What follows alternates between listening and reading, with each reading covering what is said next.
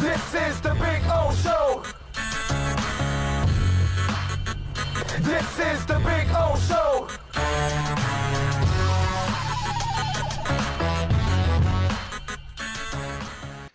We told you yesterday why Preston Williams wasn't practicing, and I was right. Coming back from a knee injury, they're bringing him along slowly. He's expected to be out there today practicing, obviously, so he's practicing with the team today. So smart, one day on, one day off, those kind of things. The thing I saw my boy Omar, and he's a big Tua guy, right? So I saw him right. Well, I got to tell you, Dolphins, I can't sugarcoat it, and Tua hasn't looked great, hasn't looked terrible the first 2 days, hasn't been anything spectacular. I got to tell you something, man. They're only going to have these guys there for 2 weeks. I'm talking about the media. They're going to be working through a lot of things in the first 2 weeks that has nothing to do with really game planning. It has nothing to do with starting or not. It's about people getting acclimated to what they're doing and getting in football shape. And you're figuring out, is this guy better running routes on the left side outside, on a slot side, on the right side? Is he better at right guard or left guard? Is he better at left tackle or right tackle? Is he better as a swing tackle? Can he play center? Can he go from tackle to guard? Can he go from guard to tackle? This is what's going on. Okay, linebacker, can he cover? Can he rush? Let me find out what this guy can do. So they're going to be playing a lot of people because this is a new team. There are very few spots that are established and that for sure you're going to have those spots and those starters. There's a whole bunch of spots that are up for grabs, and people have to figure it out. And who's going to be the third guy? Will it be Isaiah Ford? Who's it going to be? You know what I'm saying? We don't know. Will the Merritt kid get some time? Will the Navy kid get some time? I don't know. These are all things that we've got to figure out. But they're not going to figure it out in the first day or 2 or 3 or 4 or 6 of camp. Okay? It's going to take weeks into the regular season. That's what it's going to take. They're not going to have their offensive line settled by, 3 weeks from now. They're going to hope that they have the 5 guys they think can start. But they're not deep down inside sure these are our 5 best. Because nothing that they do this month while they're preparing will actually get them ready for an NFL season. So it's like the assessment of anybody early on is crazy. I do this every year when I go to the Senior Bowl. I throw Monday out the window, or Tuesday in this case, because they don't practice Mondays anymore. But what I'm saying is the first day of practice, guys came from all over the country, and they come to Mobile. They've never played together, and so all of a sudden you think in the first day there's going to be some chemistry? Oh, yeah, there's some, because some guys are just, they're pretty good at figuring things out real quickly. But most guys, they're going to make a lot of mistakes. And that's what's going to happen here with the Dolphins. So to assess where Tua is right now, like today, there was like a throwing thing that they had between the 3 quarterbacks. Right? Safid Dean, I think, is the one that tweeted out. Let me see if I can find the tweet for you and read it to you. And again, it's just not a big deal, right? But let me see. Oh, God. You know what? I'll pull it up this way with Safid. There we go.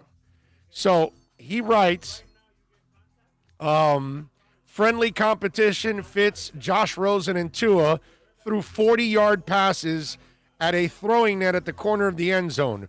Rosen and Tua both made throws into the net. Didn't see all the throws, but Rosen raised his hands like he won the contest between them.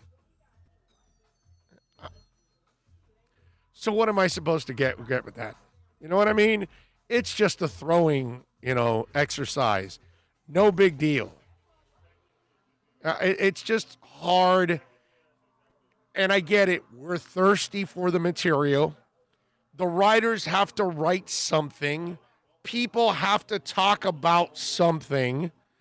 But I refuse to make this more than what it is. It's just practice.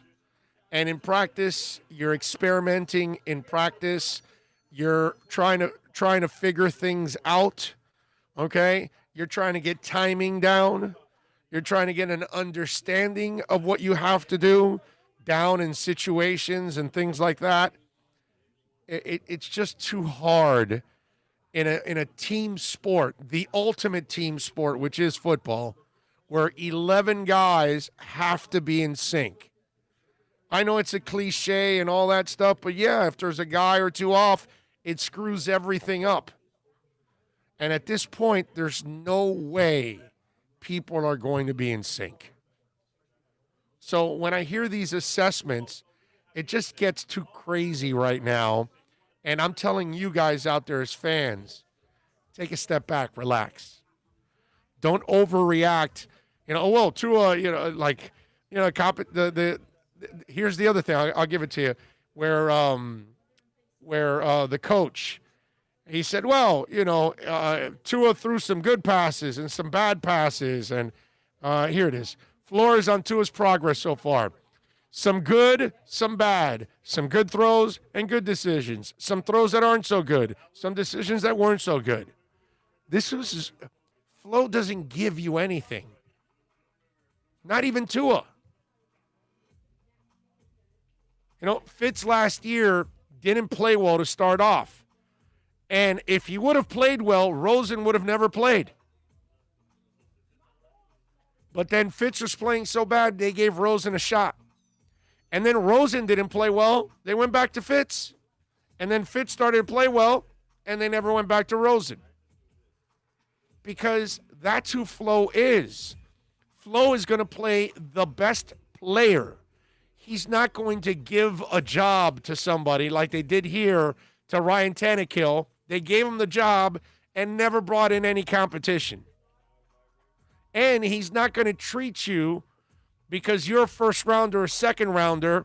Oh, well, no, you've got to play in front of that street free agent. No, dude, if that street free agent, Preston Williams, is outplaying you, draft pick, you, big ticket free agent, Preston Williams starts. What happened last year?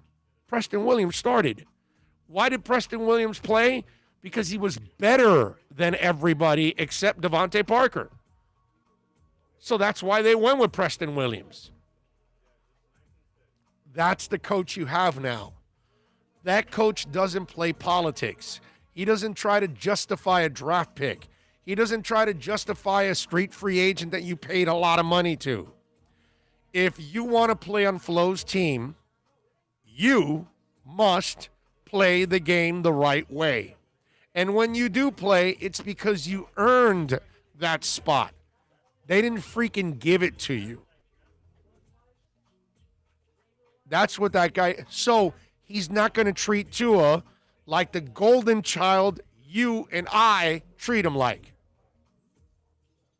He's going to treat Tua like everybody else. Make the plays, be smart, or your ass is on the bench. It's pretty simple. Kenneth Cleveland, thank you, my man. Chiming in with a little super chat.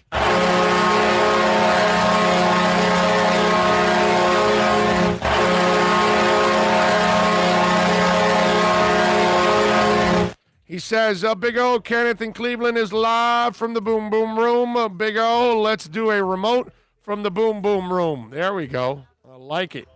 Can we invite Halle Berry to the Boom Boom Room is the question. That would be,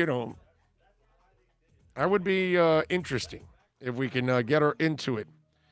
But anyway, I just, the overreaction and the desperation for news, let's not get into the point where we're creating the news. Okay? Let's actually wait till Remember last year, right? People were overhyped. Oh, the Dolphins are trying to, tank and this and that, and they were never tanking. Not at any point were they ever tanking. But that's the narrative. That's what people wanted to do because it was the lazy take in the media and fans. And it couldn't have been further from the truth because as they kept winning, obviously there was no tanking. Now they figured out, oh, I see. They tore down the team and they're building with youth. And they're trying to win with young guys because the young guys have a future. Old guys don't. So if Flores can get a young guy to play at a high level, you will start. But if the young guy's too green and not ready, well, then Kalen Ballage, guess what? We're going to bring in Howard and we're going to bring in Breida. Because I bet you if Kalen Ballage would have followed up his rookie year with an ass-kicking year, one of those two guys isn't here. Maybe they bring one to complement to complement Ballage, which would be Breida. Because Ballage is a big kid. He can work on the short yardage stuff. He can do all that stuff for you. And Breida's a speedster. You could have done that with him, and they didn't. And because Ballage sucked last year and they lost confidence in him, they went and replaced you with a veteran. It's pretty simple. I mean, everything is laid out for you the way they do things. And what Flo said, it's the Flo and the Spo thing. What Flo said about Tua wasn't a derogatory thing. It was, we're going to keep the kid in check. And just because you're a first-round pick, Austin Jackson, doesn't mean you're going to start. Dude, you got to earn that spot. And if Austin Jackson doesn't play well, he's not. This isn't Dave Wannstedt. Okay? Dave Wannstedt used to justify his draft picks. I know because I used to, rip him all the time for doing that. And even if the guy did not play well, it was like they were trying to justify the pick and they'd keep it in there. Well, he's learning, he's growing. No, dude, he's not good enough. Get him out of there. Get somebody else in there. That's Flo. So don't fall for the tricks already that he does with all youngsters. Okay? The youngsters have to find a way to prove themselves. And when they do, then they get Flo's respect. But until then, he's going to treat you like what you are, a rookie. So all of what he said about Tua, there was nothing negative about it. It's just keeping a rookie humble.